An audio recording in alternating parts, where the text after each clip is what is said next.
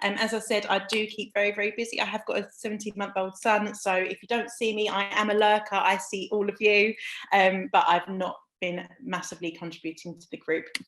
But I thought I'd tell you a little bit about who am I, and I'm that person that is on their phone most of their lives, trying to make your business stand out from the crowd. And I do that by posting for businesses on their social media accounts. We specialise in Facebook, Instagram, Twitter, and LinkedIn, so the big four. We have messed around with Clubhouse a little bit, and we have messed around with TikTok a little bit as well, but that's more of a consultancy. And yeah, we basically come up with plans to help businesses to cut through the noise, stop the scroll, and ultimately build relationships so that people will eventually buy from those businesses. There's more than just me. I have 4 other social media consultants who work alongside me, and we all have around about 28 years of experience with social media marketing. I personally have 11 years experience. Can you believe Facebook has been going that long? Because it has just flown by. Today, I'm going to talk to you about creating a content strategy like a social media scientist. We kind of get carried away with feelings when it comes to social media because that resonates with us the most, but there are ways to do it in a more logical way so that you can build on your social media content strategy so that it supports those big business goals, right? We didn't just go into business just because. We have those big business goals or those big dreams that we want to do when we reach those goals as well. So this is all about your having a strategy in place, a logical strategy in place, so that you can reach those big business goals that you dream of. So first of all, your brain is made up of 2 sides. A lot of people already know this, but just as a reminder, your right-hand side is the creative artist side. And I like to call this the canvas side, the side that makes you want to sit around on Canva, play around with photos, play around with color themes and fonts and stuff to create that amazing imagery that goes with your content. Then you have the left-hand side, and this is the logical scientist, and this is the part that we're going to be focusing on today. Because there's a lot of approaches and ideas and experiments that you can do with the logical side before the artistic side comes into play. When we're talking about content strategy and the size of the brain, we want to make sure that we put the scientist first. And by doing that, we're going to be experimenting with a variety of ideas and approaches. We're going to be looking at the data rather than the feelings. So we're going to kind of block out that comparisonitis that we all get from time to time. And we're going to look at those outcomes. We're going to reverse engineer. So we're going to think of that big goal, and we're going to think of ways, tactics, and steps in our strategy in order to reach those big business goals. It also helps to eliminate the random stuff and actually to stay on track when it comes to your social media strategy. So you're not just posting because you forgot to post that day. Before we dive any deeper, just a very, very quick note on the importance of social media goals. There's no point posting for the sake of it because that doesn't always get you the results that you want.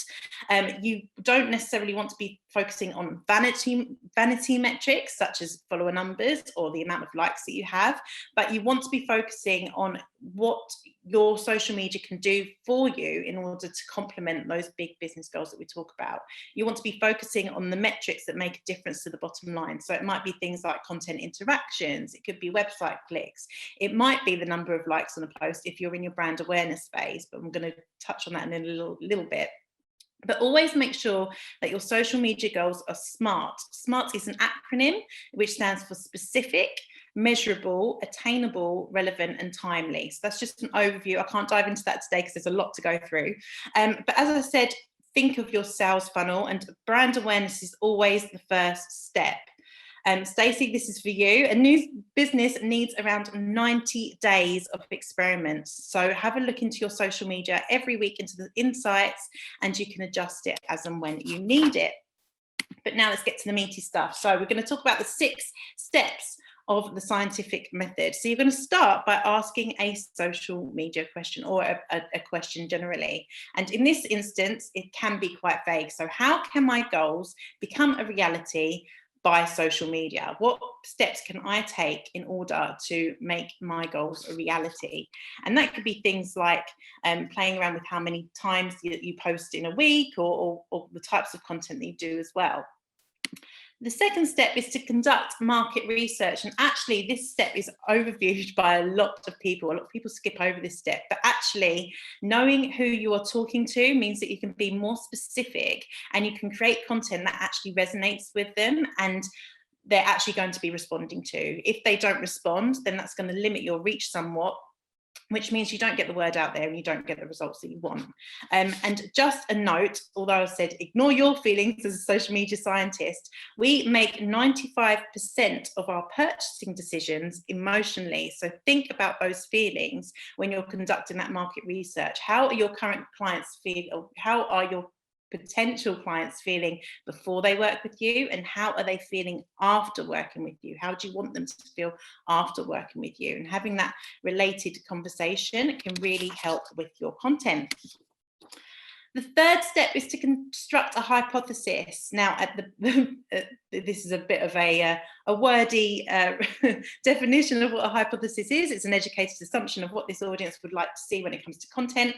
But basically, it's posting what you know they want to see, posting things that really, really resonate.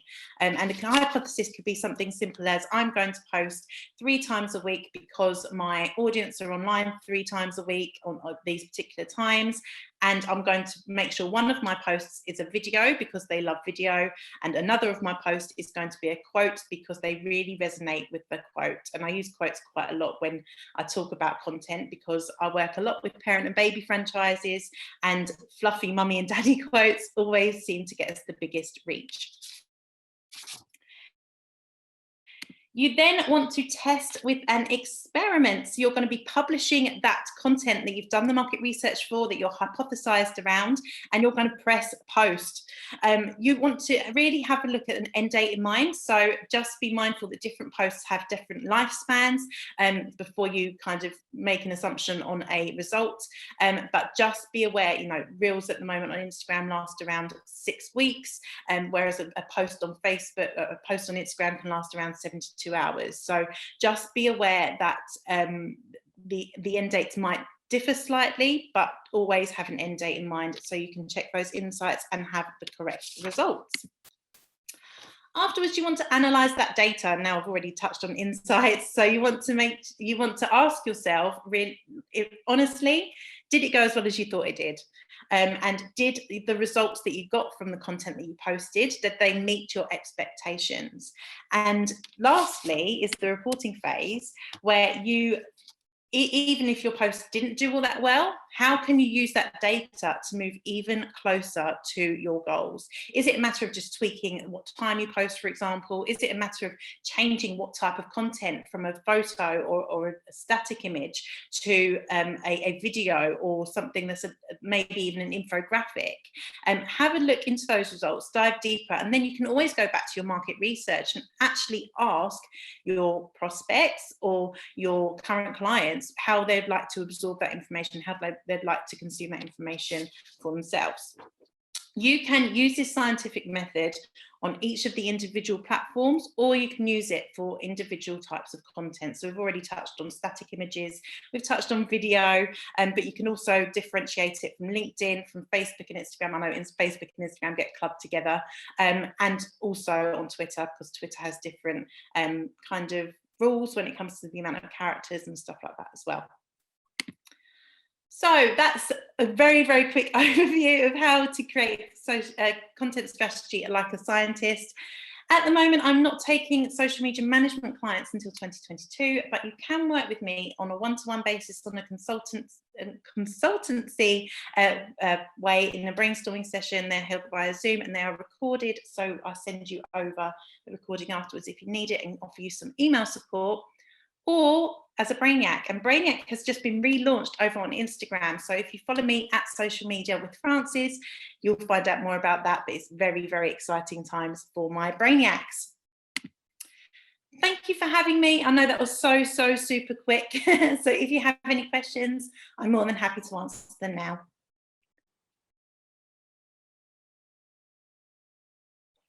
Stunned silence. I'll tell you what, I'll unmute Francis. That might be really useful. And we've got our first question from Steve. Steve, yeah, Francis, I read what you sent recently about fillers. Yes. And that resonated with me, because I seem to do a lot of fillers and it's not really working for me.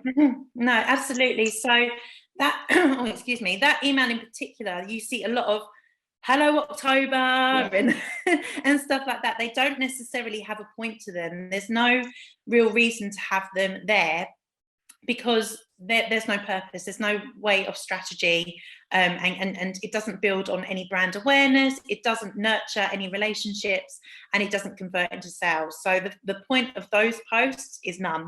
So the best thing to do is to take them out completely. They're not serving you, they're not getting you any results, and actually go back and think about what goals you want to achieve in your social media. Thank you. No problem. Yeah. So I think firstly, to validate sort of one of the things that you said, we've had really success, particularly during lockdown, because we noticed a lot of the new clients, as I said, were going through change in their life. So we did a piece of research that turned into that. So we wrote a white paper called What Happens Next, helping people navigate the next stage of their lives. But I suppose, you know, one of the mistakes that we've made in the past is not being super clear on who we help and serve. How important, and when I speak to other business owners, particularly in the community about it, how important is just having that avatar of, you know, making sure you understand who you help? It is one of the biggest things in a social media strategy or a marketing strategy generally. I'm sure Carol will say the same. You don't want to be posting leaflets into houses when you're targeting businesses. So actually, when you speak to everybody, you're speaking to nobody, because you don't resonate. You have to think about the language that you're using and the way they absorb their content. You know, there's no point hanging around on LinkedIn if you know they're going to be hanging around in Facebook groups.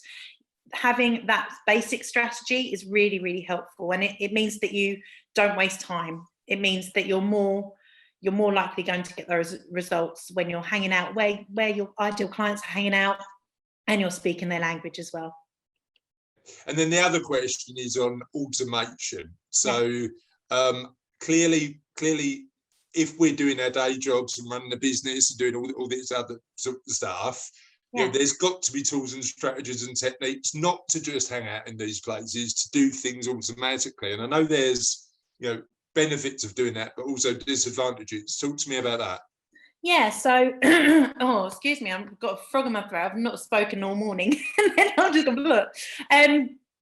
Yeah, so there are schedulers, there are third-party schedulers, and there are integrated schedulers. For Facebook and Instagram, they have their own, which is called Facebook Business Suite. It doesn't cost you anything, and it actually helps with your engagement and stuff like that. It helps you to get organised. It shows it in a nice little calendar, so you know exactly what you're doing, where and when. For Twitter and for LinkedIn, there aren't any native schedulers, but I use Hootsuite. There are loads out there. There's Buffer, Sprout Social. It's just whatever you prefer to use.